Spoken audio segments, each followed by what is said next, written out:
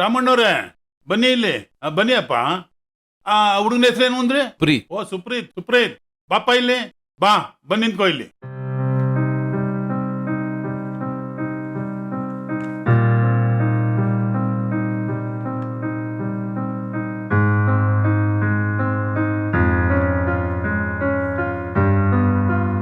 ಏನಯ್ಯ ಸುಪ್ರೀತ್, ನಿಮ್ ತಂದೆ ತಾಯಿ ಪಂಚಾಯತಿ ಕಟ್ಟಾಗಿ ಯಾಕೆ ಕರ್ಸವ್ರೆ ಅಂತ ಗೊತ್ತದ?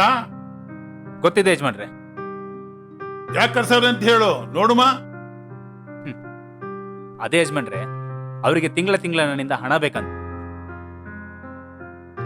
ಅದಕ್ಕೆ ನಿನ್ನ ಅಭಿಪ್ರಾಯ ಏನು? ಯಜಮಾನ್ರೆ, ಆಸ್ತಿ ಹಣ ಪಾಲಾದ್ಮೇಲೆ ಗದ್ದೆ ಹೊಲ ಹಣ ಚಿನ್ನ ಎಲ್ಲ ಅವ್ರಿಗೆ ಎಷ್ಟು ಬೇಕೋ ಅಷ್ಟು ಅವ್ರ ಪಾಲ ಅವ್ರಿಗೆ ಸೇರಿದೆ. ನನಗ್ ಸೇರ್ಬೇಕಾಗಿರೋದು ನನಗ್ ಸೇರಿದೆ. ಇನ್ನು ನಂದೇ ಆದ ನನ್ನ ವ್ಯವಹಾರಗಳಿವೆ, ನಂದೇ ಆದ ಟೆನ್ಷನ್ಗಳಿವೆ. ಇಷ್ಟಾದ್ರೂ ತಿಂಗಳ ಹಣನ ನಾನು ಅವ್ರಿಗೆ ಕೊಡ್ಬೇಕಂತೆ. ಹೇಳಲಾಗದೆ ಮನದ ನೋವ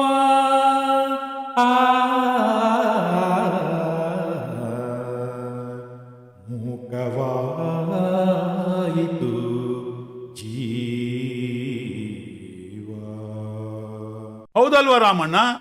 ನೀನು ಊರಲ್ಲಿ ಕೋಟಿ ಕುಳ, ನಿನಗೆ ಮನೆ ಒಡವೆ ಆಸ್ತಿ ಏನು ಇಲ್ಲ ಅಂತಿದ್ರೆ ನಿಮ್ಮ ಮಗನ್ನ ನಾವು ದಬಾಯಿಸಿ ನ್ಯಾಯ ಕೊಡಿಸೋದ್ರಲ್ಲಿ ಒಂದು ಅರ್ಥ ಇದೆ.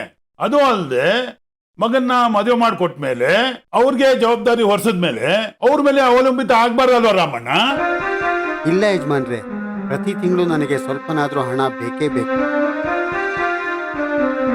ಏನಯ್ಯ ಸುಪ್ರೀತ್, ನಿಮ್ ತಂದೆ ಮನಸ್ಸು ಮಾಡಿದ್ರೆ ಕೋರ್ಟ್ಗೋ ನ್ಯಾಯ ಕೇಳ್ಬೋದಾಗಿತ್ತು ಅಲ್ವಾ ಅಣ್ಣ?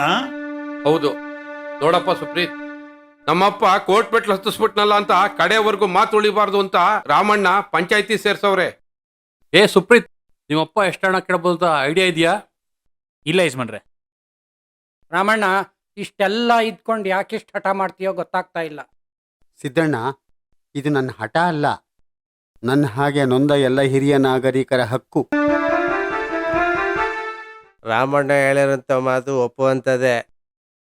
ಸರಿ ರಾಮಣ್ಣ, ನಿಮ್ಮ ಮಗ ತಿಂಗಳು ಎಷ್ಟು ಕೊಡ್ಬೇಕು ಅಂತ ಅನ್ಕೊಂಡಿದ್ದೀರಿ?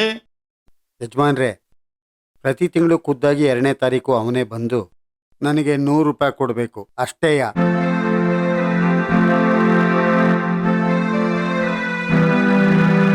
ಈಗಿನ ಕಾಲದ ಮಕ್ಕಳು ಮದ್ವೆ ಆದ್ಮೇಲೆ ಅಪ್ಪ ಅಮ್ಮನ ಮಾತೆ ಕೇಳಕ್ಕಿಲ್ಲ ಅಂತವೆ. ಏನೋ ಫೋನ್ನ ಕಳಿಸ್ಬಿಡ್ತಾರಂತಲ್ಲ, ಅದೆಲ್ಲ ಬ್ಯಾಡ. ನನಗೆ ಖುದ್ದಾಗ ಅವನೇ ಬರ್ಲಿ ಅಂತ ಅಪ್ಪಣೆ ಕೊಡ್ಸಿ. ಏನೇ ಸುಪ್ರೀತ್, ಇದು ನಿನಗೆ ಒಪ್ಗೆನಾ? ಆಯ್ತು ಯಜಮಾನ್ರೆ, ಯಾರೊಳಗೆ ಕೊಡ್ತೀನಿ. ಇನ್ನೇನ್ ರಾಮಣ್ಣ, ಕೊಡ್ತೀನಿ ಅಂತ ಒಪ್ಕೊಂಡ. ಇನ್ನೇನಾದ್ರು ಬೇಡಿಕೆ ಆಯ್ತಾ? ಏನಿಲ್ಲ ಯಜಮಾನ್ರೆ, ಪ್ರತಿ ತಿಂಗಳು ನನಗೆ ಅಷ್ಟು ಕೊಟ್ಟರು ಸಾಕು. ರಾಮಣ್ಣ, ಒಂದ್ ಮಾತು ಕೇಳ್ತೀನಿ, ಬೇಜಾರು ಮಾಡ್ಕೋಬೇಡಿ. ನೀವೆಲ್ಲೋ 10-20 ಸಾವಿರ ಕೇಳ್ತೀರಿ ಅನ್ಕೊಂಡಿದ್ದೆ, ಕೇವಲ 100 ರೂಪಾಯಿ ಕೇಳ್ತಿರಲ್ಲ, ಯಾಕೆ? ಹೌದು ಯಜಮಾನ್ರೆ, ನಿಜ ಹೇಳಬೇಕು ಅಂದರೆ ನನಗೆ ನಿಜವಾಗಿಯೂ ದುಡ್ಡಿನ ಅವಶ್ಯಕತೆ ಇಲ್ಲ. ಇರೋನು ಒಬ್ಬನೇ ಮಗ, ಚೆನ್ನಾಗಿ ಓದ್ಕೊಂಡವನೆ, ಕೈ ತುಂಬನೂ ಸಂಪಾದನೆ ಮಾಡ್ತಾವನೆ. ಆಂಧ್ರ ತಮಿಳ್ನಾಡು ಅಲ್ಲೆಲ್ಲ ಸುತ್ತಾಡ್ಕೊಂಡವನೆ. ಆದ್ರೆ ಅವನು ನಮ್ಮನ್ನ ನೋಡೋದಕ್ಕೆ ಬರ್ತಾನೇ ಇಲ್ಲ. ತಿಂಗಳಿಗೊಂದ್ಸಲನಾದ್ರೂ ನನ್ನ ಮಗನ್ನ ಕಣ್ತುಂಬ ನೋಡ್ಬೇಕು ಅನ್ನೋ ಆಸೆ. ಆ ಕಾರಣಕ್ಕಾದ್ರೂ ಪ್ರತಿ ತಿಂಗಳು 100 ರೂಪಾಯಿ ಕೊಡೋದಕ್ಕೆ ಮನೆಗೆ ಬಂದೇ ಬರ್ತಾನಲ್ಲ, ಅವಾಗ ನಾನು ನನ್ನ ಹೆಂಡತಿ ಕಣ್ತುಂಬ ನೋಡ್ಕೊಂಡ್ಬಿಡ್ತೀವಿ.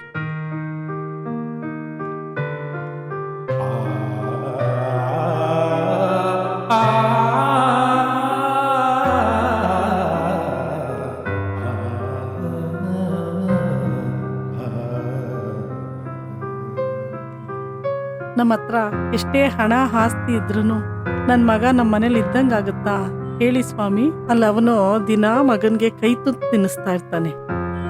ಅವನು ಓದು ಮುಗಿಸಿ ಕೆಲ್ಸಕ್ಕೆ ಹೋಗೋವರೆಗೂ ಕೈ ತುತ್ತು ತಿನ್ನಿಸ್ದವಳು. ಈಗ ನನಗೂ ಕೈ ತುತ್ತು ತಿನ್ನಿಸ್ಬೇಕು ಅನ್ನೋ ಆಸೆ ಇರಲ್ವಾ? ತಿಂಗಳಿಗೊಂದ್ಸಲನಾರು ಕೈ ತುತ್ತು ತಿನ್ನಿಸ್ಬೇಕು ಅನ್ನೋ ಆಸೆ ಇದೆ. ಅಪ್ಪ ಅಮ್ಮ, ಇಷ್ಟು ದಿನ ನಾನಾಯ್ತು, ನನ್ನ ಬಿಸ್ನೆಸ್ ಆಯ್ತು ಅಂತ ನಾನು ಬದುಕ್ತಾ ಇದ್ದೆ. ನಿಮ್ಮ ಮನಸ್ಸಿನ ವೇದನೆ ಏನು ಅಂತಾನೆ ನಾನು ಅರ್ಥ ಮಾಡ್ಕೊಳ್ಳಿಲ್ಲ. ನನಗೀಗ ಅರಿವಾಗಿದೆ. ಇನ್ಯಾವತ್ತು ನಾನು ನಿಮ್ಮನ್ನು ಬಿಟ್ಟೋಗಲ್ಲ, ಸದಾ ನಿಮ್ಮ ಜೊತೆಲೇ ಇರ್ತೀನಿ. ಇನ್ಯಾವತ್ತೂ ನಾನು ನಿಮ್ಮನ್ನು ಬಿಟ್ಟೋಗಲ್ಲ, ನಿಮ್ಮ ಜೊತೆಲೇ ಇರ್ತೀನಿ.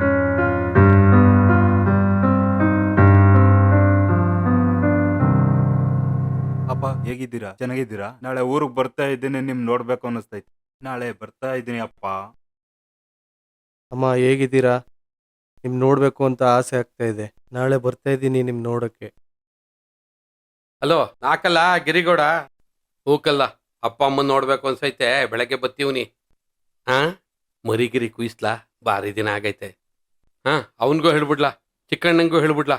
ಹಾ, ಆಯ್ತು ಕಣ್ಲಾ, ಬತ್ತಂತೆ ಬತ್ತೀನಿ. ಆಯ್ತು ಕಲ್ಲ, ಮಡಗ್ಲಾ? ಹಾ, ಮಡಗು. ಅಪ್ಪ, ನಾನು ನಿಮ್ಮನ್ನ ನೋಡಾಗಲೇ 1 ವರ್ಷ ಆಯಿತು. ನಾಳೆ ಊರಿಗೆ ಬರ್ತಾ ಇದ್ದೀವಿ. ಆಯಿತು. ಏ ಸಂತೋಷ್, ನಾನು ಅಮ್ಮನ ನೋಡಕ್ಕೆ ಬರ್ತಾಯಿನಪ್ಪ. ಅಮ್ಮ ಅಜ್ಜಿ ಹುಷಾರಾಗಿದ್ದಾರಾ?